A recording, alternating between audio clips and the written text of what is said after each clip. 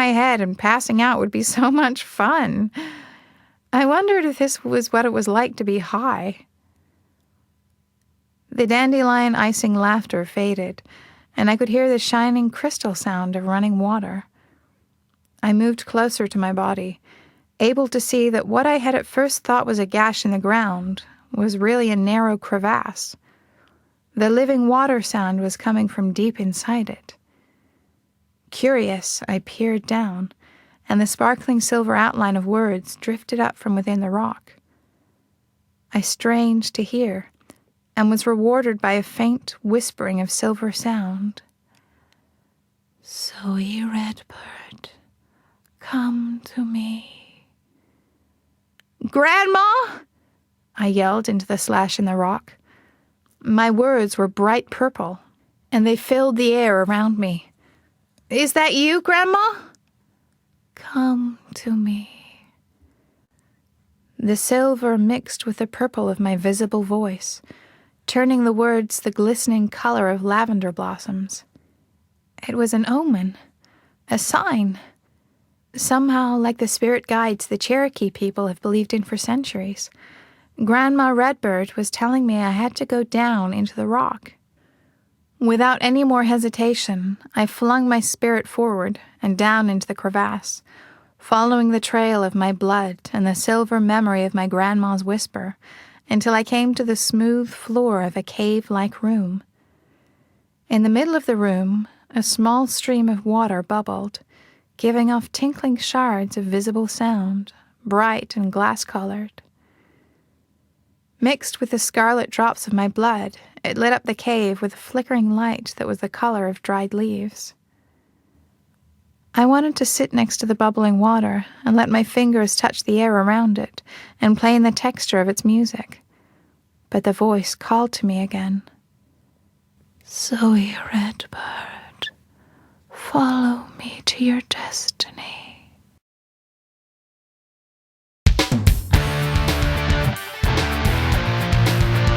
This is the end of CD 1. The book continues on CD 2.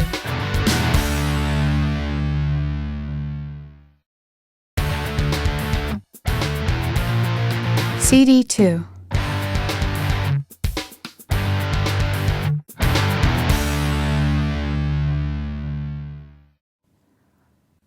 So I followed the stream and the woman's call. The cave narrowed until it was a rounded tunnel. It curved and curled around and around in a gentle spiral, ending abruptly at a wall that was covered with carved symbols that looked familiar and alien at the same time. Confused, I watched the stream pour down into a crack in the wall and disappear. What now? Was I supposed to follow it? I looked back down the tunnel. Nothing there except dancing light. I turned to the wall and felt a jolt of electric shock. Whoa! There was a woman sitting cross-legged in front of the wall. She was wearing a white fringed dress that was beaded with the same symbols that were on the wall behind her. She was fantastically beautiful, with long straight hair so black it looked as if it had blue and purple highlights like a raven's wing. Her full lips curved up as she spoke, filling the air between us with the silver power of her voice.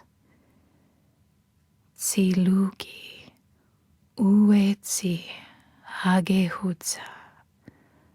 Welcome, daughter. You have done well." She spoke in Cherokee, but even though I hadn't practiced the language much in the last couple of years, I understood the words. "You're not my grandma," I blurted, feeling awkward and out of place as my purple words joined with hers, making incredible patterns of sparkling lavender in the air around us. Her smile was like the rising sun. "No, daughter, I am not, but I know Sylvia Redbird very well." I took a deep breath. "Am I dead?" I was afraid she would laugh at me, but she didn't. Instead, her dark eyes were soft and concerned. "No, uetsi agehutsa. You are far from dead, though your spirit has been temporarily freed to wander the realm of the Noon-He. The spirit people? I glanced around the tunnel, trying to see faces and forms within the shadows. Your grandmother has taught you well. Useti Totsuwa, little red bird. You are a unique mixture of the old ways and the new world, of ancient tribal blood and the heartbeat of outsiders. Her words made me feel hot and cold at the same time. Who are you? I asked. I am known by many names. Changing Woman, Gaia, Ayakulujutsi, Kuan Yin, Grandmother Spider, and even Dawn. As she spoke each name, her face was transformed, so that I was dizzied by her power. She must have understood, because she paused and flashed her beautiful smile at me again, and her face settled back into the woman I had first seen. But you, Zoe Bird, my daughter, may call me by the name by which your world knows me today. Nyx. Nyx? My voice was barely above a whisper. The vampire goddess? In truth, it was the ancient Greeks, touched by the change, who first worshipped me as the mother they searched for within their endless night. I have been pleased to call their descendants my children for many ages. And yes, in your world, those children are called vampire, except the name Uetsi Agehutsa. In it, you will find your destiny. I could feel my mark burning on my forehead, and all of a sudden I wanted to cry. I don't understand. Find my destiny? I just want to find a way to deal with my new life, to make this all okay. Goddess, I just want to fit in someplace. I don't think I'm up to finding my destiny.